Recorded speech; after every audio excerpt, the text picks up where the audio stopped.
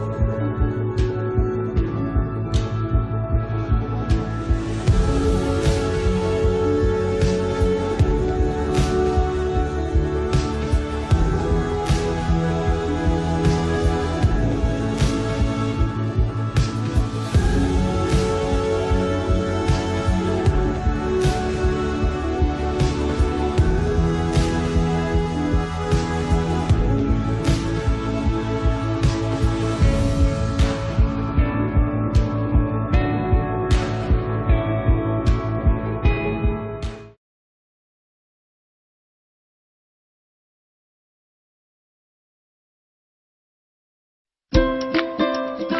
from the Netherlands.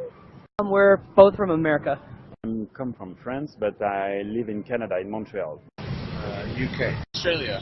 I'm actually from Germany. We're from South Korea.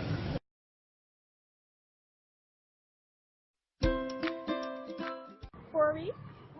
Yeah. I got here this morning. For 10 days now. 6 days. For 1 week. 2 hours. This is our first day.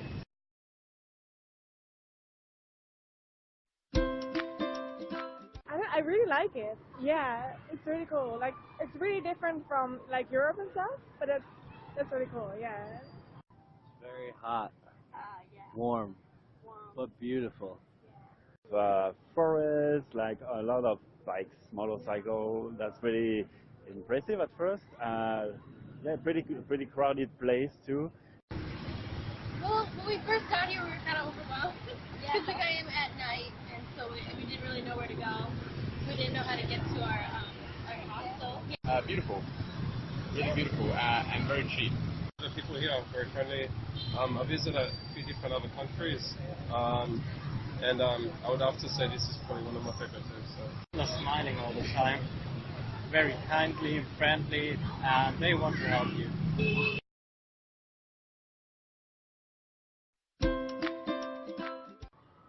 Like the food is like really different. First thing that comes to mind, and obviously the people and cultures are very different. Just the language is a big thing, a big barrier, very big. And yeah, the weather is another thing. That we're from the Northeast America. Snow. It's very cold this time of season. We have the 4 seasons, like the North in Vietnam, and lots of snow. And it's very flat here in the city, so there's no hills.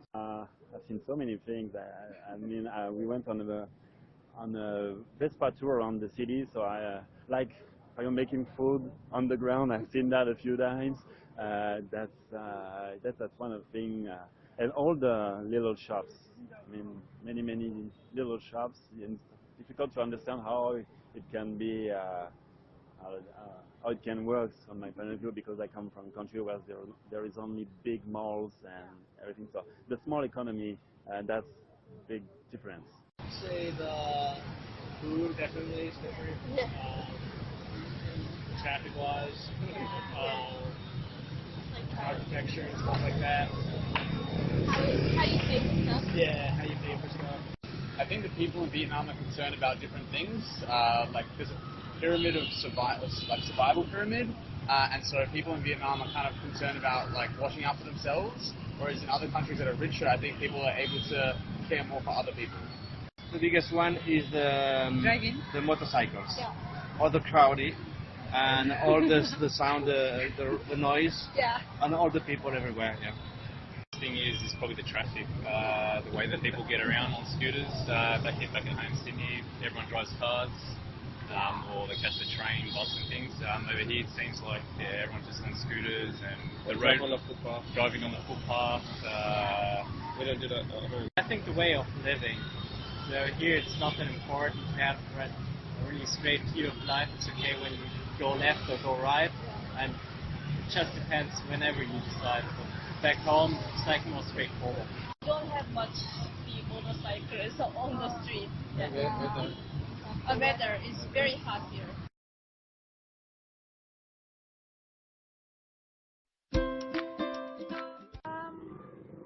I think people selling stuff on the street, we don't really have that in the Netherlands. Hacky sack game with the feathers. You know the hacky sack game they play in the park.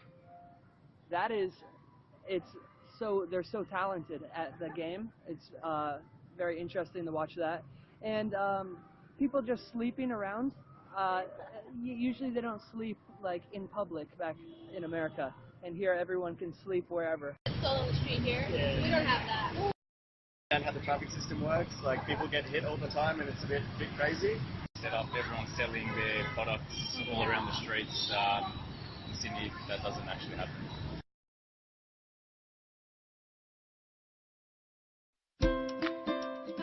Lots. People, enjoyment of food you make, interactions with each other, generosity, respect. McDonald's. Very basic, yeah, very basic human traits. Similar work patterns, similar working hours. You come to realize, you know, it's like it's a different place, they have different ways of doing things, but we're all like the same, you know. Everyone goes to work, everyone comes home, everyone eats dinner, you know. It's just a different way. Yeah, people are people. I'd say a lot of the brands are very established, like Samsung, McDonald's, like Carl's Jr., like all these brands are investing in Vietnam. From actually, in Sydney, my whole street is actually full of Vietnamese people. So like, shops. I'm kind of, when I come here, it's I feel a little bit home, I guess, because like I said, the whole street is full of Vietnamese people and Vietnamese shops. Beauty style, because I saw many Korean companies here, so the building style is very similar, but not like traditional ones, but the new building is very similar. Bit, yeah, but it's a good one. The people, the way you talk to the people, it's different. Yeah, many different things. It's tough to explain actually. I've also see a culture shock when I moved from France to Canada. When you are in North America, it's very different, but it's what can I say? Yeah, the relation with the people, it's very different. The way you make business too. Like I'm here for business, so it's different. Yeah. I'd say so. Just the chaos in the city. Oh yeah, lots of culture shock. I mean, like the food, traffic, just like the landscape as well. Yes, of course. When we come from France and we arrive here, it's not exactly the same. The traffic is kind of similar, and the way of living is kind of similar, so I didn't get that culture shock. There was no culture shock. So because I've been to Asia a few times before. Yeah, right now with many motorcycles. Yeah. And they don't follow the light.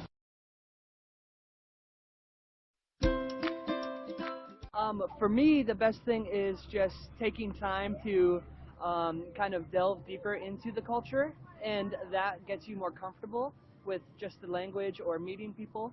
Just knowing how to say hello or thank you is very important, and once you kind of get into the culture a little bit more, I think the culture shock wears off over time. But even today, I've been here 3 weeks, and every day I see something new that will still make you feel brand new. Just to be open-minded.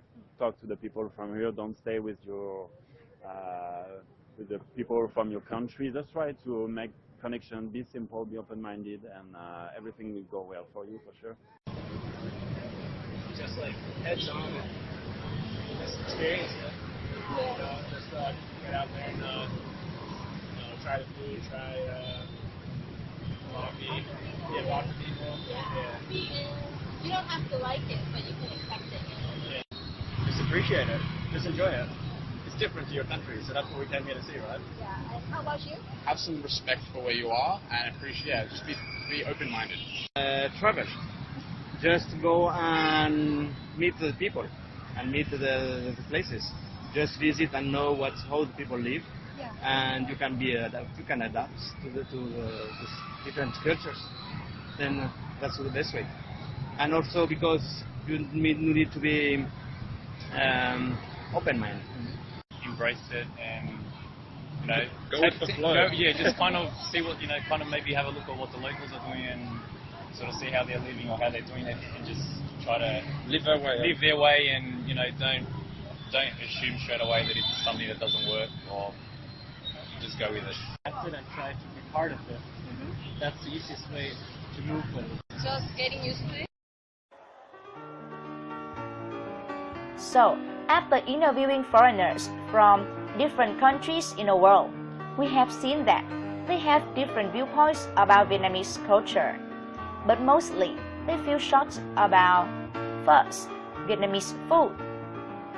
Along the street in Vietnam, there are a lot of vendors selling all kinds of food and drinks.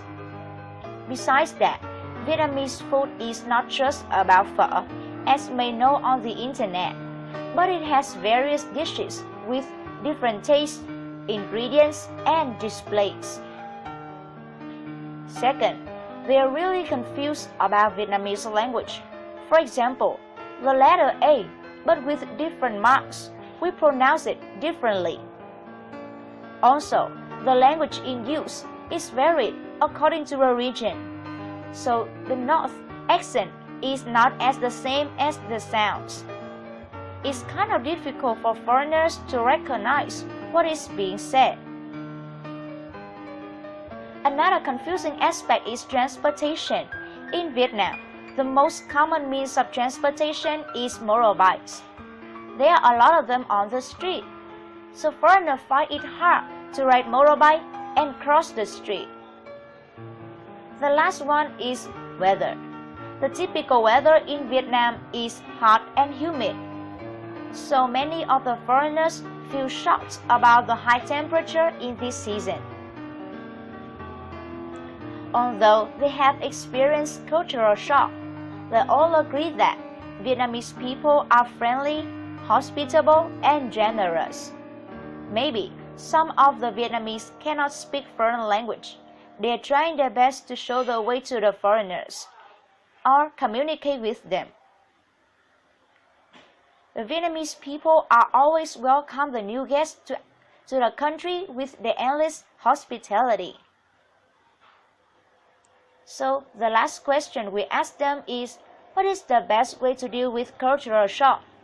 And they all say that, be open-minded, get used to the culture, and appreciate it.